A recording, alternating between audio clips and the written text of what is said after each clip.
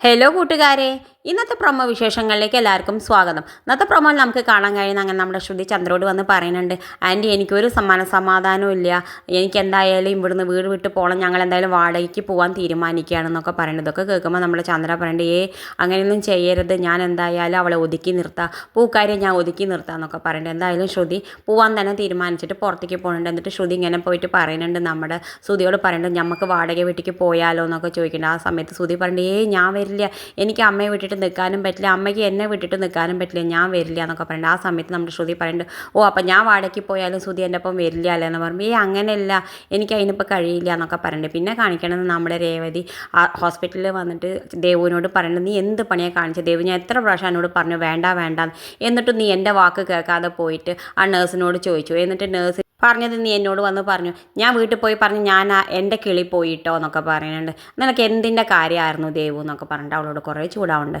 പിന്നെ കാണിക്കണം നമ്മുടെ രേവതി സച്ചയെ വിളിക്കുന്നുണ്ട്. എന്നിട്ട് പറയുന്നത്, സച്ചയായിട്ട് ഇന്ന് രാത്രി വരില്ലേ എന്ന് ചോദിക്കുന്നുണ്ട്. ഇല്ല, എനിക്ക് രാത്രി കുറച്ച് ദൂരം ഓട്ടമുണ്ട്, അപ്പോൾ ഇന്ന് രാത്രി ഫുള്ള് ഉറക്കം ഒഴിച്ചിട്ടാണ് ഓടിക്കണേ ചോദിക്കുക. അന്ന് രാത്രി ഫുള്ള് ഉറക്കമില്ല, ഇന്ന് രാത്രി ഫുള്ള് ഞാൻ ഡ്രൈവ് ചെയ്യാൻ പോവുകയാണെന്ന് പറയുന്നുണ്ട്. എന്താ നീ ഇന്ന് രാത്രി ഫുള്ള് എന്നെ വിളിച്ചു ഇരിക്കുകയെന്നാണ് എൻ്റെ മനസ്സിൽ വിചാരിച്ചും കൊണ്ടിരിക്കണേന്ന് പറയുന്നുണ്ട്. അതെ, സച്ചയായിട്ട് എത്തോളം എനിക്കൊരു തൊഴിലില്ല എന്നൊക്കെ പറയുന്നുണ്ട്.